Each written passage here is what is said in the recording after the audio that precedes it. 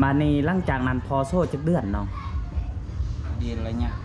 3 เดือนกว่า4 เดือน3 เดือน4 เดือนแม่น5 เทื่อเรากลับเป็นแล้วไปเลย5 เทื่อพุ่ง5 สุดโซ่แล้วก็เศร้าจะหน่อยกลับคืนโซ่คือเก่าแล้วก็เศร้าตอนพอเสียรายอยู่บ่คนมาอันสงสการ5 คนพอเสียหันไดชาวบ้านเขาบ่มีเขารังเกียจ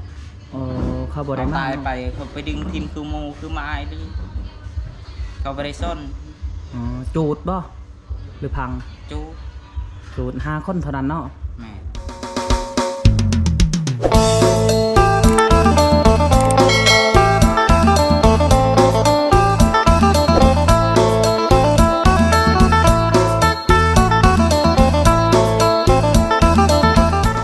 สบายดีทุกคนอัน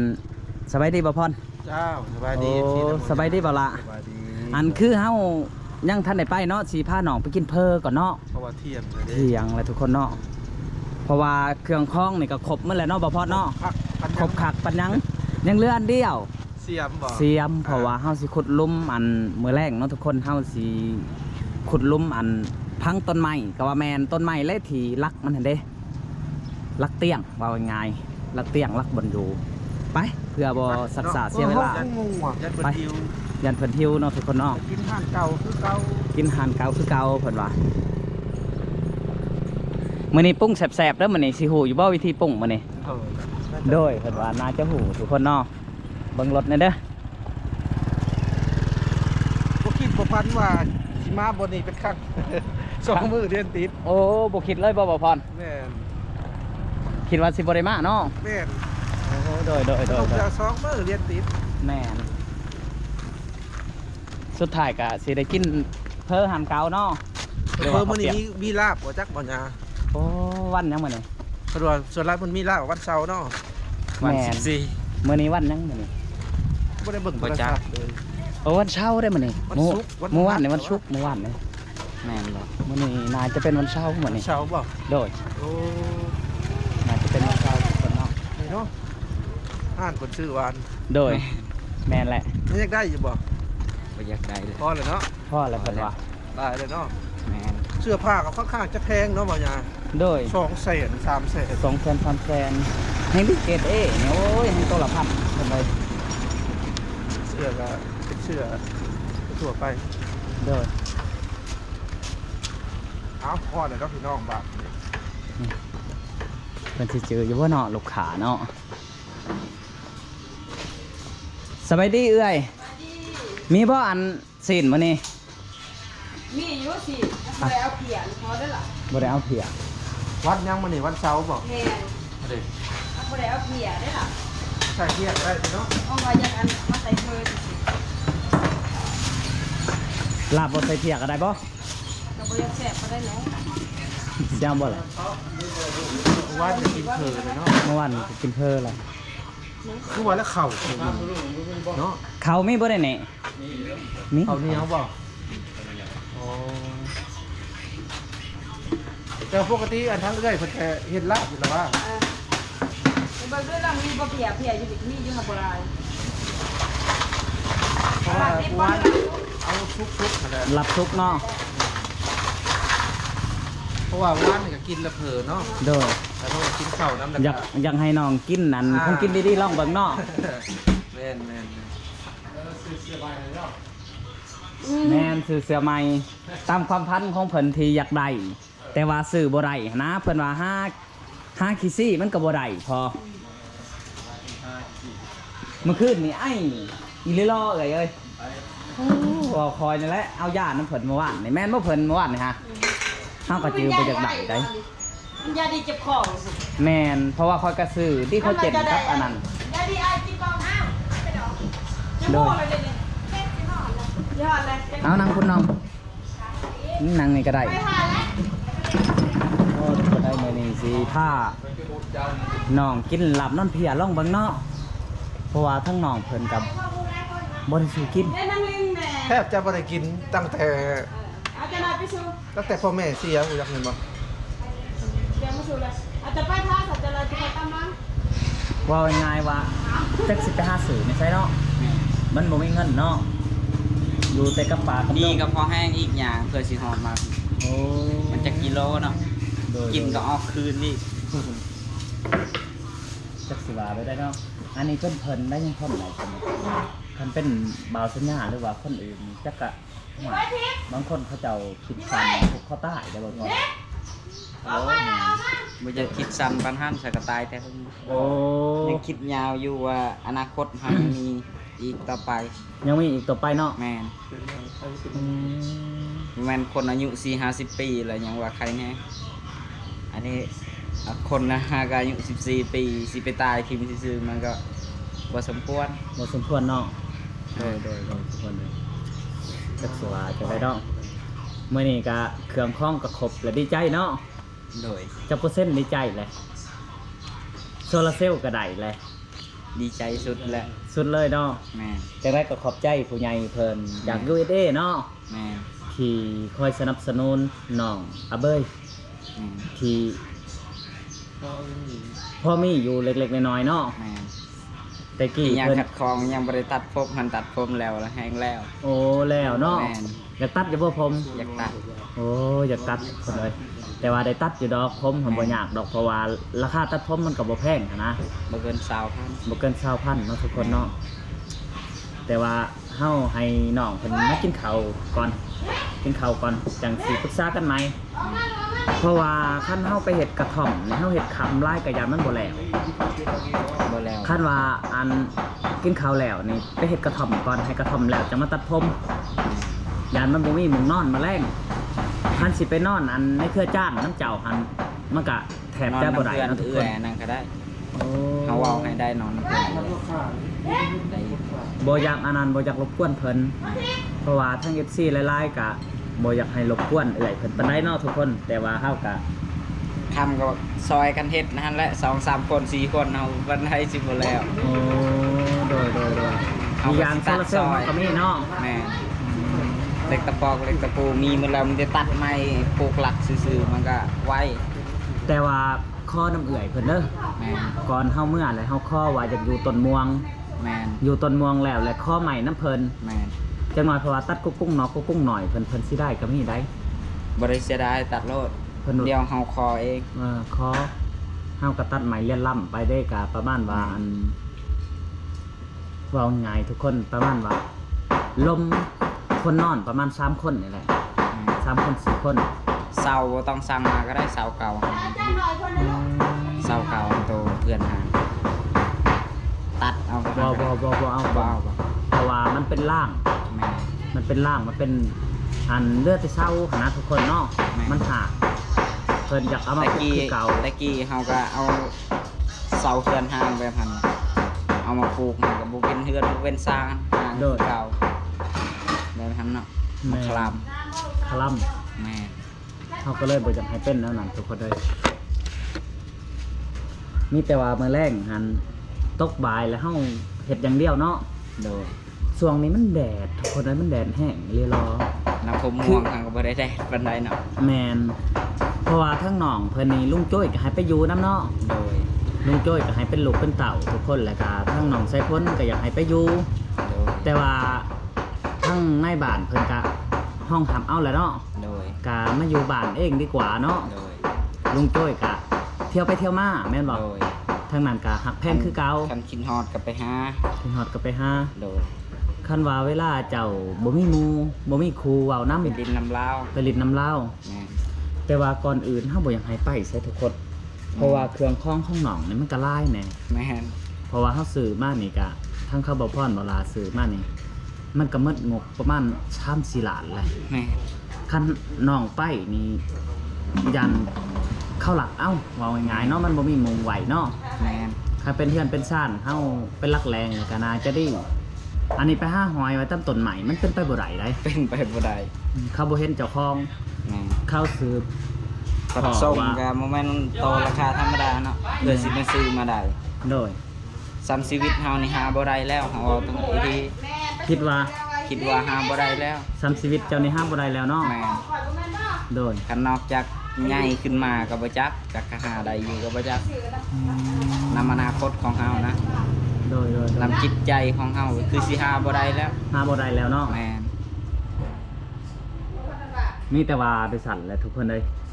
จังไดก็ขอบใจเพิ่นที่อยู่สหรัฐอเมริกาหรือว่าอยู่ USA ที่คอยสนับสนุนน้องอาเบยเพิ่น โดย แล้วก็ทั้งเฮาก็มีแต่กินข้าวกินน้ำแล้วก็สิซื้อสวนซื้อเสียม โดย ไปเฮ็ดกระท่อม แม่น หรือว่าเที่ยงหน้าหน่อยก็ว่าแม่นเนาะ โดย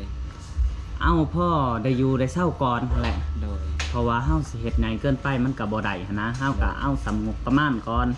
คือทั้งบ่าวสัญญากับพ่อช่วยได้แบบข้าวหนามช่วยได้อยู่ทุกคนเพราะว่าเฮาเฮ็ดให้เฮ็ดหน้าคือกันเนาะ โดย แต่ว่าเฮาก็ต้องเบิ่งไปแม่นบ่พร แม่น คันว่าเขาเพิ่นมึนเฮาก็หาให้เพิ่นเนาะแต่ว่าก่อนอื่นเฮาบ่อยากให้เพิ่นไปหาหลักหาเล่มบัดนี้ โดย บ่อยากให้สูบพืชสูบยา โดย เป็นคนดีคือว่าอะไรทุกคนอันทั้งน้องอาเบยเพิ่นนี่ก็บ่มีพ่อแม่ทั้งซ้อนว่าง่ายๆเนาะคือพ่อก็ตายไปตั้ง 4-5 ปีแล้วบ่ แม่น แม่ก็ไปแต่เพิ่นยังน้อยๆ3 ขวบทุกคนหรือว่า3 ปี แม่ไปปะคือทั้งน้องเพิ่นนี่ก็บ่ฮู้นาพ่อนาแม่เนาะ โดย ว่าง่ายๆจักแม่หันจักหน้าตาเป็นจังได๋ โดย จักเป็นจักตาย บ่จัก โอ้ทุกคนเลย คือตะกี้แม่ของน้องอาเบยนี่ผัดผักหรือว่าปะกันเนาะ โดย ปะกันกับพอแล้วกันนี่เลยจักเป็นตายหลายดีไปทางในทุกคนเลยบ่ฮู้เลย เสียงคุยนึง บ่ได้ยินข่าวเลยจักตายจักหยังเนาะ อืม ขึ้นไปก็เป็นตาละสงสารอยู่น่ะ สงสารบ่ สงสารอยู่พ่อแม่ อ๋อ ถ้าหากเฮาบ่เห็นจักมันตายจักมันหยังก็อยู่ไปได้คือกัน คันแม่มาหามเอานี่ไปบ่ บ่ไปแนวใดก็อยู่บ้านเองนี่แหละ แม่ คัน แม่ แม่มาอยู่นำแล้วให้อยู่ อ๋อคือน้องอาเบยยืนยันนะทุกคนเนาะคันว่าแม่มาอยู่นำแหละให้อยู่ แม่ คันว่าแม่ให้ไปนำนี่บ่ไปแล้ว บ่ไป เป็นยังจังบ่ไป บ้านหมู่บ่คือบ้านเฮา โอ้ บ้านเฮาเมืองเกิดบ้านนอนเฮาอยู่แนวใดก็อบอุ่นบ้านหมู่บ่เกินอาทิตย์2อาทิตย์ก็สิไปทางอื่นแล้ว แม่นบ่ แม่คือน้องคิดถือทุกคนเลยน้องคิดถือน้องเพราะว่าบ้านหมู่กับบ่คือบ้านเองเพิ่นว่าคันว่าแม่ก็ได้ลูกได้ผัวแล้วเราก็มีลูกมีเต่าแม่นบ่บ้านนี้จักอัน คันเราบ่มีผู้ดูแลเรากลับคืนก็สิดูแลคือเก่า ดูแลคือเก่า แม่นเอิ้นแม่คือเก่าบ่ได้ทิม บ่ได้ทิม แม่น เลยสิจื้อบ่แม่เอง บ่จักแล้วบ่ได้จื้อแล้วกระทามอยู่ไสไห้นาแต่กาแต่กี้เพื่อนซานแต่กี้มันอยู่ไส คันว่าแม่จื้อว่ามุง คัน นี้ ว่า มุง แม่ นี้แหละ จื้อมุงนี้เฮือนแต่กี้บ้านเจ้าเกิดนี่ฮู้คนในบ้านแล้วก็ถามคนในบ้านว่าแม่นแม่แท้แล้วก็อะฮับเนาะ ครับได้ แต่ว่าทั้งแม่ก็จักเป็นจักตายเนาะ แม่ บ่จักเลยทุกคนเลย แม่กลับ แล้ มาว อยู่ ติ๊บเขามาใส่เพิ่นไหมลูก ทุกข์ยากสำใดก็สิสู้ซ้น สู่ส้น พร้อมตาย ความตายเนาะ ตายเป็นตาย แม่ทุกคนเลยตอนนี้ก็คงกินมากเป็นที่จะผ่อนกับทุกคนเลยเนาะเอากับสิให้น้องเพิ่นกินข้าวล้างมือกินข้าวไป ล้างมือเด้อล้างมือเด้อ ทำด้วยเนาะคน แล้วพัดลมก็อยู่ไหนมาลูก คนเลย พัดลมไปไหนมาตัดเลย จักสิว่าได้แหละเพิ่นก็คิดฮอดแม่เพิ่นแต่ว่าก็บ่พ่อแม่บ่ฮู้ว่าแม่เป็นจังได อ่ะ ล้างรถน้อง ดังดีๆเด้อ ล้างดีๆเด้อเพราะว่าบ่มีผู้อบรมสั่งสอนเนาะ แล้วก็ เริ่มเอาไป เอออยู่ป่าอยู่ดงเป็นตัง10 ปลายปีสู่ซนคนเดียวดีได้อเพิ่นอันยังอยู่ใดจังแม่นบ่บางคนคืออันบ้านไกลๆเบาสัญญาครับทุกเข้าใต้ ได้แล้วนะ ได้แล้ว ไปหมดยัง ไปบ้านนี้เฮากะสิได้ไปกินข้าวทุกคนเลยไปได้อิ่มแล้ว อิ่มแล้ว โอ้ทุกคนเลยนี่เนาะน้องเพิ่นจะกินคนเดียวเนาะบ่พรทางนี้เนาะทางนี้เฮาก็บ่พรเนาะแต่ว่าจันนี่ให้น้องเพิ่นกินเพิ่นว่าอิ่มแล้วแซ่บอยู่บ่ แซ่บ อ๋อจักสิว่าไปเด้อเนาะบ่พรเนาะ เฮาคิดแบบสิได้บ่พรสำหรับเบาสัญญาคิดเอาว่าน้องเพิ่นคือสู่ชีวิตมาได้นะอยู่ในต้นไม้นะพอก็บ่มีแม่ก็บ่มีเป็นบ่พรในใจคิดว่าจังได๋ ก็ยังบ่มีความคิดแหละมันยากเนาะ อีกอย่างกับหมู่บ้านเกลียดชังว่าง่ายๆเขาว่าเฮาหลักเฮาเล่ม เพราะว่าทั้งน้องก็รับประกันว่ารักแท้แต่บ่ได้รักไปขายรักพอได้กินนะบ่พร รักเขาเนาะ รักเขาบ่แม่นรักอันอื่นดอกรักเขากินเนาะ หิวด้วยความหิวเนี่ย ข้าวแห้งก็รักเอาบ่ข้าวแห้งนี่ รัก มากิน ข้าวสารเนี่ยบ่เคยเอาจากเทือกครับ ข้าวสารนี่บ่เอาข้าวสารนี่บ่ได้เคยเอาเนาะ แม่น คันข้าวแห้งในติ๊บนี่รักเอา เขาแห้งก็บ่อยากเอาปานใด ข้าวท่านหรือบ่ไปเอาแต่ละเทื่อ เขาบ่เห็นผู้เจ้า อ๋อต้องซ่อมเขาก่อน บ่ได้ซ่อมแล้วเข้าไปเลยแหละบ่เห็นผู้เจ้าแล้วก็เอากินเจ้าสิเห็นเอาได้ เดี๋ยวหิวเนาะ แม่นทันเห็นผู้เจ้าแล้วเขาขอไปพันอีก เออคิดว่ามัน เวลา แห้ง ยา เนาะ ไปหาหยอกไปหากิน อ๋อ เขากังเว้นนี่เขา เอ้า ห ก็บ่ได้หมด สร้ง แต่ว่าเอาพอสำ เอาพอกินเอาครึ่งหนึ่งเอาไว้ครึ่งหนึง อ๋อย านมัวมาแต่ไปหากินมาแต่ไปทางให้หมูก็ยากคือเฮายากคือกันอ่น แต่เขาฮู้ว่าเจ้าเอาเนาะ เขาฮู้ เขาฮู้เนาะ เขาถามเขาก็ยอมรับอันนั้นเขาบ่ยอมรับเขาก็บ่ฮู้แต่ทางเฮาสัตย์ซื่อเฮายอมรับว่าเฮากินกันแล้ว แม่นเพราะว่าเขาถามว่าเจ้าบ่กินข้าวคอยกะว่า แม่นแบบนั้น โดยแม่นเนาะ แม่น เพราะว่าเฮาหิวแห้ง เฮาหิวแห้งเฮาไปใส่ก็บ่ได้แล้วเฮาควัดกินครึ่งหนึงเอาไว้ครึ่งหนึง ถ้าเป็นมะพร้าวกับสิแบบเดียวกันนั่นแหละเพราะว่าความหิวหอยแห้งเนาะ แม่น สิกินหมดก็สงสารหมูอีกไปแบบนึง ถ้าเป็นบ่าวสัญญาได้ซะ ก็ คือ อันเดียวกันเลยไป อ่ะเพราะว่าหิว บ่แต แห้ ก ง ต่าง เนาะ ว่าไปว่ามาแหละคันว่าคิดเลิกๆในน้ำตาจากไหลได้เนาะบ่พอเนาะ แม่นเลย เพราะว่าพ่อแม่บ่มีนี่นะให้เจ้าคิดไปซะแล้วพ่อแม่ นี้เนาะสู่ชนมาได้ สู่ชนมาได้ แม่นี้พ่อเสียน่ะ จักปี แม่นี้ก่อน บ่ แม่นี่ก่อน แม่นี่แต่เล่าอายุ3ปี 3 ปี 3 ปีขวบ 3ขวบบ่ง่าย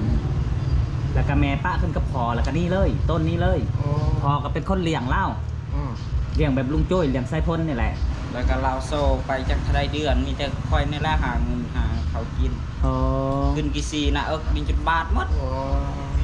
ก กซ้ำได้ซ้ำกระปุยซ้ำมันนะขึ้นไปเรื่อยๆบ่จักความตายเบิ่งคุณติดปลายใหม่คุณ บักสูง บ่ได้เลี้ยงตัวเองเลี้ยงพ่อเนาะ เลี้ยงพ่อพอผู้ไปบ่ได้ครับตัวเองได้กินบ่ได้กินยา ว่าแต่พอได้กิน แม่น โอ้บ่พอ จนพอตายไปพอตายไป พอตายหันเจ้าก็ไปป้องศพอยู่บ่ ไป โอ้ แล้วก็แบบไปเล่ร่อนไปเลย โดย หากินใส่ปากใส่ท้องเจ้าของก็กินไปอยากแซ่บปานใดครับพ่อแม่ก็บ่ได้มีแต่อยากไป คือเจ้น้องเพิ่นเว้าจนกว่าบ่หลามาเห็นเนาะ แม่ โอ้ยทุกคนเลยบ้านนี้ก็ดีอกดีใจน้ำเพิ่นยังว่าเครื่องคล้องก็ได้หลายเติบเนาะบ่พอเนาะ แม่น แม่ทุกคนเลยเดี๋ยวสิไปทำความเข้าใจกับเราอยู่เพื่อนแล้วเนาะว่าให้เราอดีตสู่ฟังเนาะบ่พอเนาะตอนนี้ก็เฮากินข้าวกินน้ำแล้วเฮาก็เริ่มสิเก็บเครื่องเก็บของไปเฮ็ดกระท่อมว่าง่ายๆเนาะเฮ็ดกระท่อมยิ้มคักแล้วบ่น้อง ยิ้มคักเลย ยิ้มคักแล้วเนาะบ้านนี้ก็มีแต่สิจ่ายค่าข้าวค่านั่นเนาะบ่พร เดี๋ยวทั้งบ่พรสิเลี้ยงเอง โดย สิได้เอาเงินผู้ใหญ่ใจดีนี่แหละ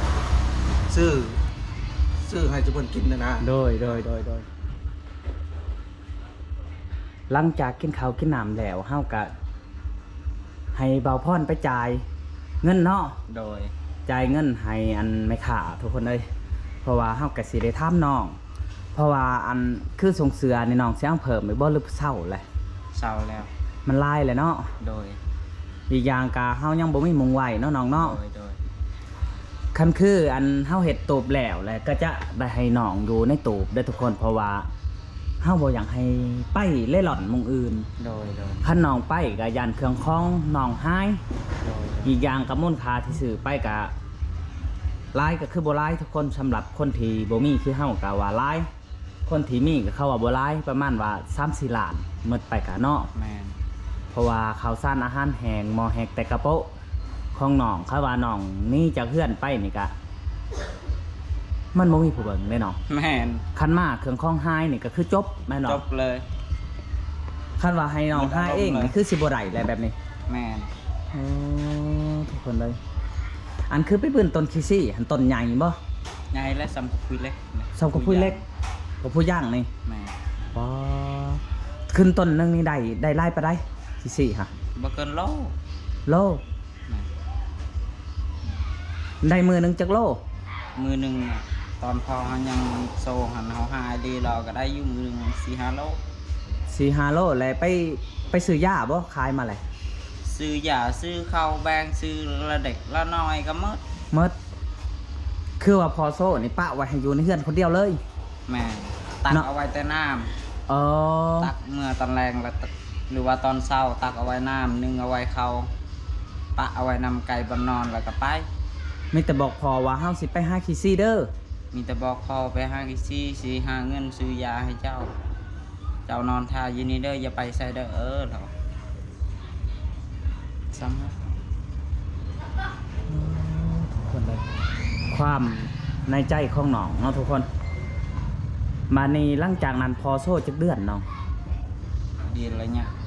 3 เดือนกว่า4 เดือน อืม3 เดือน4 เดือน แม่น5 เทื่อเรากลับเป็นแล้วไปเลย โอ้5 เทื่อพุง 5 สุด โซ่แล้วก็เศร้าจะหน่อยกลับคืนโซ่คือเก่าแล้วก็เศร้า ตอนพอเสียหลายอยู่บ่คนมาอันสงสการ 5 คน 5 คน แม่น พอเสียหันได แม่น อ๋อ ชาวบ้านเขาบ่มีเขาให้รังเกียจ โอ้เขาบ่ได้ เขา มา ตายไป เนาะ เขาไปดึงทิมคือหมูคือไม้ดิ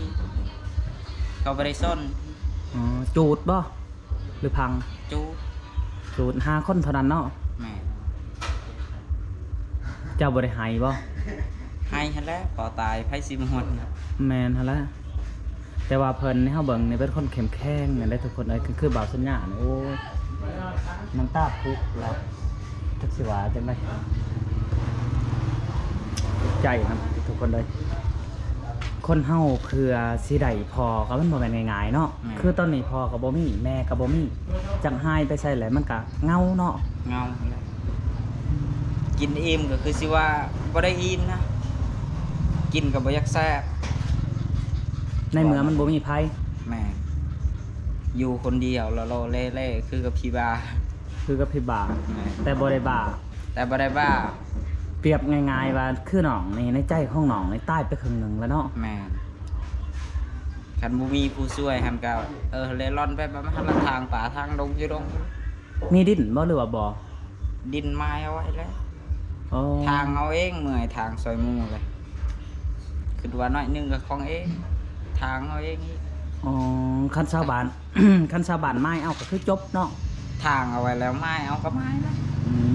ม มีแต่เขาจูดเอาว่ามันใหม่แล้วก็มีแต่เอาไปเก็บขี้เหงื่อหันกับปลูกไส้มัน โอ้ปลูกมันพอได้กินข้าวเนาะ แม่ อ๋อเฮ็ดคนเดียวขนาดอายุ14 ปีได้ทุกคนนี่คันเป็นคนประเทศอื่นหรือว่าประเทศไทยเนาะก็ลาวก็บ่ได้ว่าเนาะทุกคนคันว่าพ่อแม่ยังอยู่ยังมีความอบอุ่นได้กินของกินดีๆก็น่าจะใหญ่กว่านี้เนาะ แม่ แต่ว่าอันนี้ได้จำแต่แจมเผ็ด แม่ ส่วนหลายก็ไปหาหลักกินเนาะ แม่ หลักกินของชาวบ้านก็ว่าแม่นเพราะว่าด้วยความหิวเนาะน้องเนาะ แม่ อืมจักสิว่าใช่ไหมทุกคนโอ้โหอุกใจดิชีวิตนี่ยังบ่มีหยังแน่นอนเท่าเพิ่นทุกคน แต่ว่าคือทางบ้านวาวสัญญาหันบ่มีพ่อบ่มีแม่คือกันนั่นน่ะกะ แม่ ผูกคอตาย แม่ แต่เจ้าบ่เฮ็ดซันเด้อเพราะว่ามี บ่สั้ ผู้ น ใหญ่ใจบุญ คิดบ่ได้สั้น มาสวยแล้ว มันมีอนา คือ คตไป คือ ต่อหน้า คือทางน้องนี่อยากได้ฉันกับบอกเพิ่นคือเพิ่นอยากได้ในใจเพิ่นหันความพันของเพิ่นแต่กี่ทุกคนเพิ่นอยากได้เสื้อดอนนี่และกระทรงและกระเกิบนี่เนาะแต่ว่ามันบ่มีเงินซื้อ แม่ ความพันอยากได้หันจักปี้แหละ ตั้งแต่ยังน้อยเนาะ อยากได้แบบนี้ฮะ แม่ แต่ก็บ่เคยได้ บ่เคยได้ อ๋อ บ่เคยใส่สุดงามคือหมู่ตั้งแต่เกิดเป็นคน มีแต่ส่งขาคิงเสื้อขาคิงไปใส่ บ่เคยใส่ชุดงามเนาะ บ่มี แต่เป็นคน แต่เกิดเป็นคน อ แต่มือตาเห็นบ่ได้ว่ามีมือสนุกมีแต่มือทุกข์ไปเรื่อยๆจนเท่าทีแม่พอปะกันห่างจากกันจนเท่าทีพอตายไปฮอด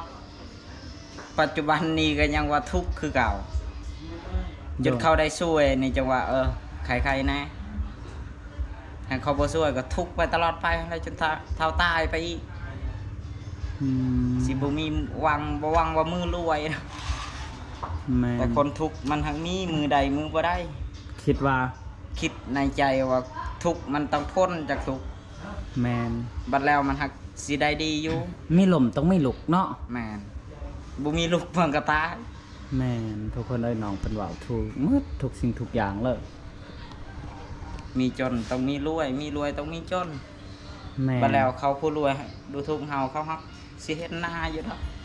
พอ มันถึง ง่าย กระ ค โต น เขาสิเฮ็ดแนวได้ แมน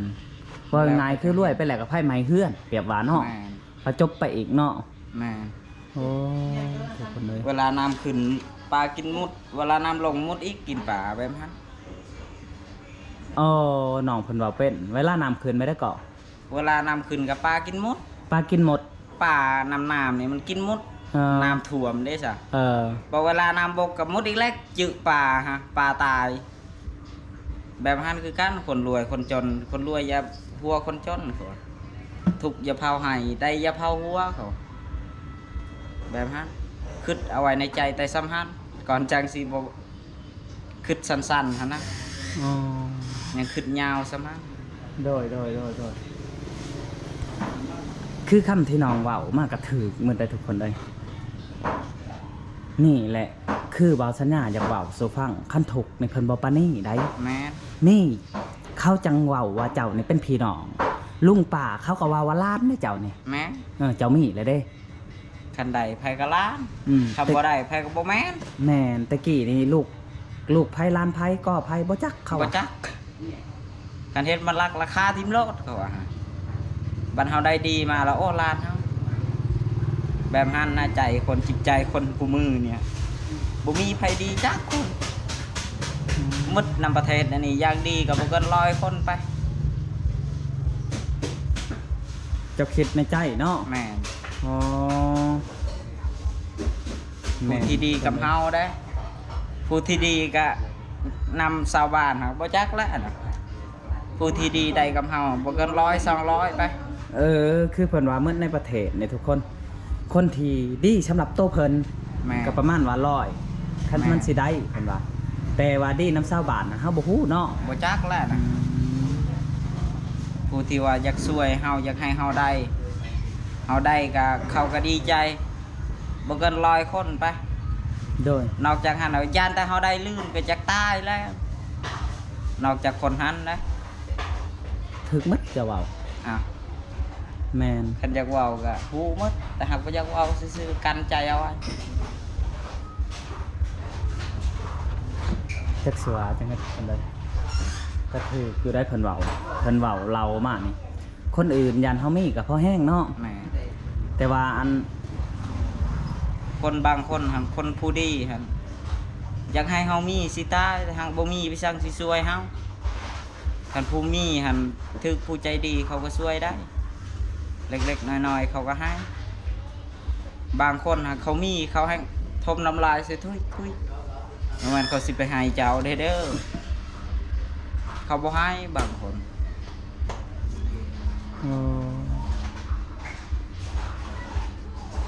แห้งเขาเอาควันฉ่ำอีกเนาะ แม่เขาขี่รถไปไกลๆตำลังเขาบีบแกใส่เขาเห็ดคือเหยียบนี่เฮาจนดองเทื่อหนึง บ่ แบบหันก็เฮ็ดเพราะว่าคนผู้มีเขาเฮ็ดใส่เฮาผู้บ่มี คือจังหยังไปตามทางบ่ แม่น แล้วเขาเฮ็ดแนวใด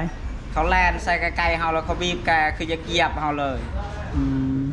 เฮาก็ตื่นแหละบ่ว่าแต่คอยบ่ว่าแต่เจ้าจะบ่ตื่นบ่ ตื่น เขาแล่นไปฮอดตำลังแบบนี้โลดเฮาก็บ่ได้เลี้ยวหลังเขาบีบแกแบบเดียวมันก็โอ้สัตว์ตวดพุ่นแหละ เขาเฮ็ดไซเนาะ เขาเฮ็ดใส่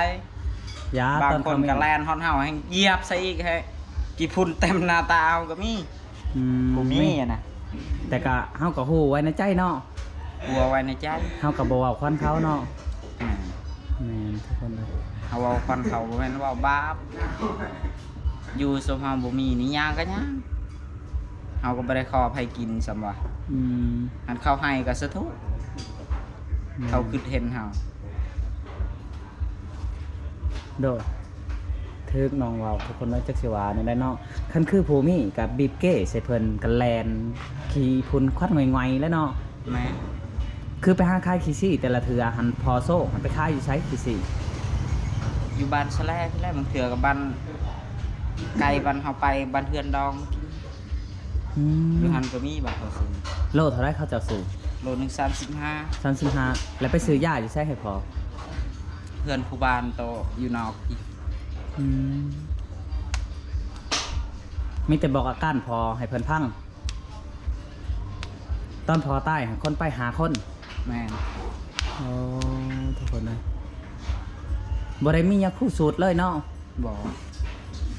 ได้มีเงินบ่ได้มีคำสิมีไม่ได้ใช้ หลังจากพอใต้แล้วจะไปอยู่ใช้บัดนี้ ก็เล่ร่อนไปเลยคือตาเห็นนี่แหละ บ่ได้อยู่เลยในเฮือนฮะ บ่ได้อยู่เลยไปเลย จากที่พอใต้ไปเลย แม่น หานอนป่านอนดงไปจังซัน แม่น คำใส่นอนหันเนาะ แม่น อ๋อทุกคนเลยพวกขอโคโคมกับบ่มีเนาะน้องเนาะ แม่น แต่เดี๋ยวนี้เบาพรสื่อให้เพิ่นเลยทุกคนโคโคมเนาะก็ดีไปแนวหนึ่งได้ แม่น จักสิว่าจังในชีวิตคนแต่ละคนมันบ่คือกัน มันบ่มีหยังที่แน่นอนเนาะ แม่น เป็นได้บ่พรแล้วแหละจ่ายเงินเพิ่นแล้วแหละยังท่านได้จ่ายเนาะโอ้ทุกคนเลยพังแล้วก็ซับซึ้งเนาะ แม่น มันตำอกตำใจ